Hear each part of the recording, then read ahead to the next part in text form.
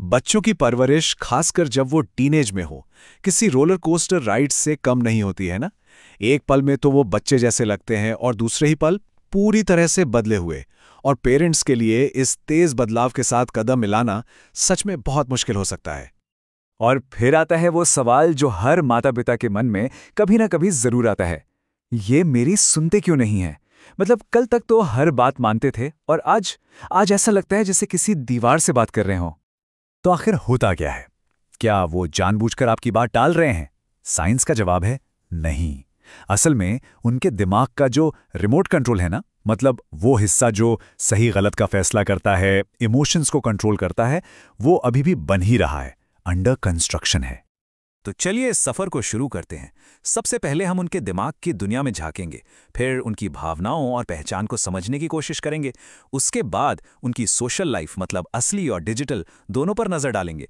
सेहत से जुड़ी जरूरी बातें करेंगे और आखिर में सबसे जरूरी, बातचीत से एक मजबूत रिश्ता कैसे बनाया जाए, इस पर बात करेंगे। तो हमारा पहला पड़ाव है टीनेज ब्रेन को समझना। और क्या हो अगर हम इसे एक चैलेंज की तरह नहीं, बल्कि एक मौके की तरह देखें। ये जो आंकड़ा आप देख रहे हैं ना, ये सच में चौंकाने वाला है। टीनेजर्स की भलाई पर लगाया गया हर $1 समाज को 10 गुना होकर वापस मिलता है। सोचिए, ये सिर्फ एक परिवार के लिए नहीं, बल्कि हम सब के लिए एक बहुत ही स्मार्ट इन्वेस्टमेंट है।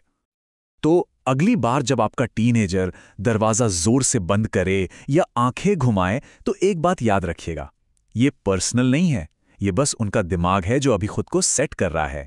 उनका वो रिमोट कंट्रोल है ना, वो अभी सारे बटन इस्तेमाल करना सीख ही रहा है।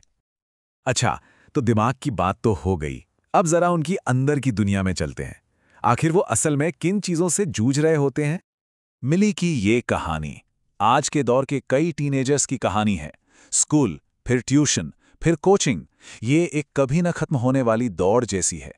ये कोई आलस नहीं है, ये असल में थकान है, पूरी तरह से थक जाना। और फिर एक और बहुत बड़ा मुद्दा है बॉडी इमेज का। ये किसी जंग के मैदान जैसा हो सकता है। तो क्यों ना वजन के नंबरों पर फोकस करने के बजाय सेहत पर ध्यान देने की बात शुरू की जाए। उन्हें ये याद दिलाना जरूरी है कि किसी भी साइज से ज्यादा जरूरी है ताकत और एनर्जी। तो उनकी अंदरूनी दुनिया से निकलकर अब जरा उन बाहरी चीजों पर नजर डालते हैं जो उन्हें बना रही हैं, यानी दोस्त, रिस्क लेना और हाँ, वो स्क्रीन जो हमेशा उनके साथ रहती है। शाम की कहानी यकीनन किसी भी पेरेंट के लिए एक बुरे सपने जैसी है, पर सच ये है कि इस उम्र में रिस्क लेना बहुत नॉर्मल है।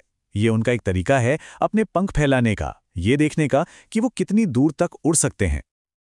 और आज के डिजिटल जमाने की अपनी चुनौतियां हैं, जैसे कि गेमिंग डिसऑर्डर।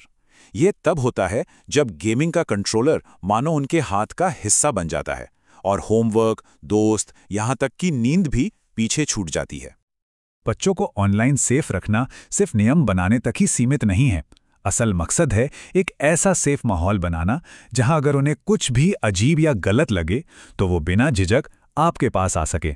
याद रखिए, बातचीत ही आपका सबसे बड़ा हथियार है। चलिए अब बात करते हैं सेहत की। उनके शरीर और दिमाग को सही ईंधन देने के लिए क्या किया जा सकता है। देखिए, ये कुछ ऐसे वार्निंग साइंस हैं जिन्हें कभी भी नज़रअंदाज नहीं करना चाहिए। अगर इनमें से कुछ भी दिखे तो बिल्कुल भी हिचकिचाए नहीं, प्रोफेशनल मदद लेना ये कमजोरी नहीं बल्कि समझदारी और ताकत की निशानी है। और अब हम आ गए हैं सबसे जरूरी हिस्से पर, वो है बातचीत का पुल बनाना। क्योंकि दिन के आखिर में सब कुछ रिश्ते पर ही तो आके टिकता है। पेरेंटिंग को ना एक डांस की तरह समझिए। क्या आप एक अथॉरिटेटिव पेरेंट की तरह लीड करेंगे जहां नियम भी साफ हों और प्यार भी भरपूर, या फिर परमिसिव होकर उन्हें अपने फैसले खुद लेने देंगे? देखिए, असली खेल तो बैलेंस बनाने का है। और ये रहा वो गोल्डन रूल जो सब कुछ बदल सकता है। बहुत सिंपल है, अगर आप उनकी सुनेंगे तो वो आपकी सुनेंगे। बात बस इतनी सी है, कम्युनिकेशन एक 2 वे स्ट्रीट है, कोई 1 वे भाषण नहीं। तो आज ऐसी कौन सी एक बातचीत है जो आप शुरू कर सकते हैं? कुछ बहुत बड़ा करने की जरूरत नहीं है। बस इतना पूछिए, आज का दिन कैसा था? और फिर सच में ध्यान से जवाब सुनिए। ये एक छोटा सा बीज है जो एक बहुत मजबूत रिश्ते का पेड़ बन सकता है।